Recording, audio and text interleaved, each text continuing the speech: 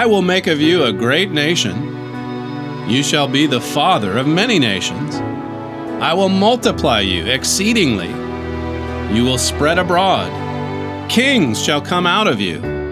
Your seed shall possess the gate of his enemies. A nation and a company of nations shall be of you. Those promises survived. Abraham's descendants did multiply. They did become multiple nations.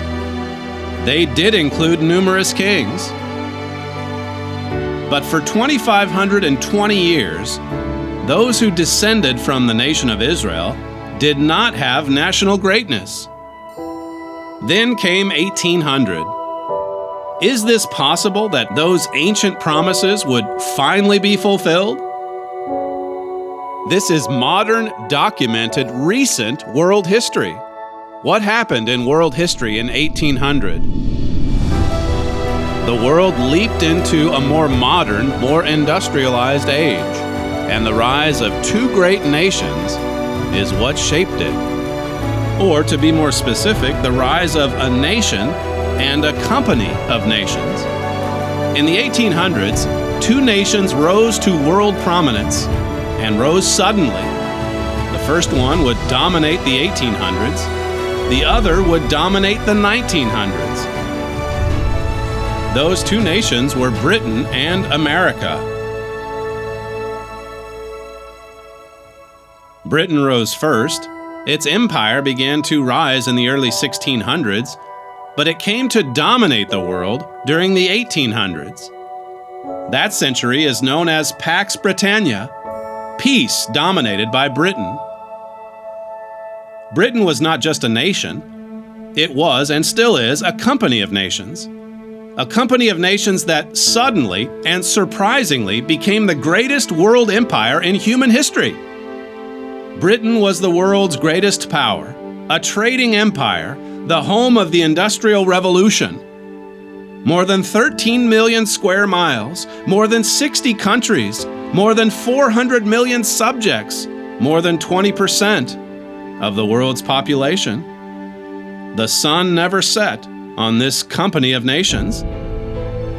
Then, as the empire faded, one of Britain's former colonies rose to become the greatest single nation in world history. In 1803, exactly 2,520 years after its ancestors were destroyed as the nation of Israel, America secured the Louisiana Purchase and doubled in size overnight. About 2 lifetimes later, it would be the greatest nation the world had ever seen. It would be called by a new term, superpower. By the 1950s, it was one of only 2 world superpowers. By the 1990s, it was the only one.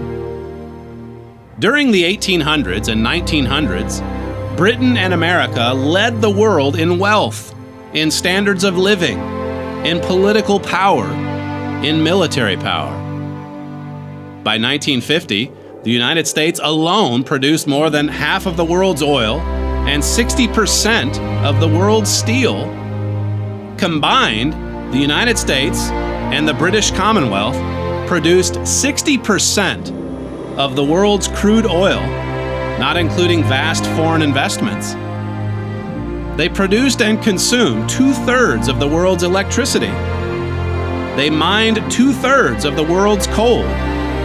They produced 3/4 of the world's steel. They possessed 95% of the world's nickel, 80% of aluminum, 75% of zinc, and 66% of rubber. They dominated production of copper, tin, lead, bauxite, and chromite. Britain and America owned more than half of the world's merchant fleet tonnage and about half of the world's railroad mileage. They produced 3/4 of the world's automobiles. In 1950, Britain produced 2/3 of the world's gold. America possessed 2/3 of the world's gold reserves.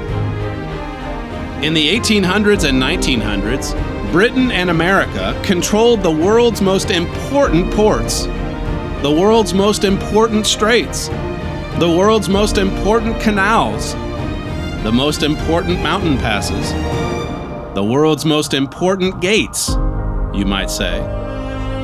Now, how did this happen? How did Britain and then America suddenly develop into unprecedented world powers? How did they dominate 2 centuries?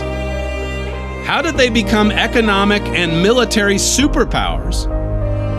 Where did the enormous amounts of grain, timber, cotton, livestock, petroleum, ore, electricity, and all the rest of it come from? Was it because they're better or more virtuous? This is how Abraham Lincoln answered that question in 1838. We find ourselves in the peaceful possession of the fairest portion of the earth. We found ourselves the legal inheritors of these fundamental blessings. We toiled not in the acquirement or the establishment of them. Did Britain become great? Did America become great because of circumstance and their own human effort? Or did it come from something else? Did it come from God to exactly the people He said He would give it to at exactly the point in time that He said He would do it? If America and Britain are not the modern descendants of ancient Israel, then who is?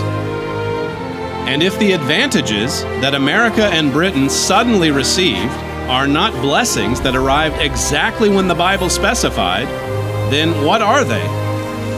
America and Britain are the modern descendants of ancient Israel. They are not greater or better people. They are the recipients of blessings. They are the beneficiaries of a promise made and kept by Almighty God.